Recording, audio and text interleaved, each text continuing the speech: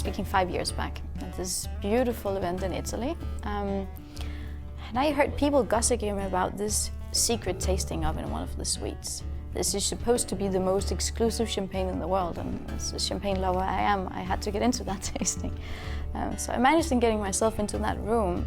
It was crowded and I didn't know what was happening. I couldn't see a bottle, I couldn't see.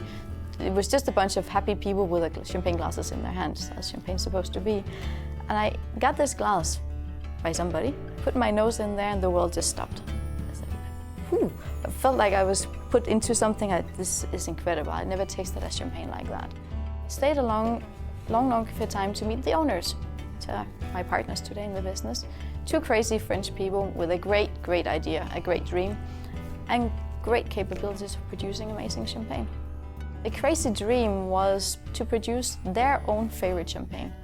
It was not thought of a brand. They never thought about selling a single bottle in their life. In '95, they found a beautiful piece of land in southern part of Champagne, great history. And as French they are, that piece of history was very important for them. See, this piece of land was once dedicated to producing a private champagne for General de Gaulle, Charles de Gaulle. Wine that was only served at his private dinners at the Élysée Palace in Paris. The old general must have had an exquisite taste of how to identify some of the best pieces of land for growing champagne. We are speaking about, it's actually 3 old plots of vineyards that are put together into one plot today. It's a tiny piece of land with 0.9 hectares, which would equal 2.2 acres, which gives us around 50 hectoliters a year. 50 hectoliters gives us either 6,000 normal bottle sizes, or which is more relevant for Boerl Kroff, 3,000 magnums a year, and that's all. We started in '95. Only in 2008, we started thinking that one of the vintages, which was not even the first, '96, was soon getting ready, and we started liking it. And then you look upon what we had of stock of champagne.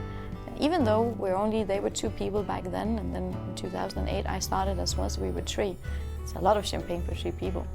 It's 3,000 magnums a year. And we had been producing 11 years at that time. 11 vintages had been produced. 2 vintages were never produced.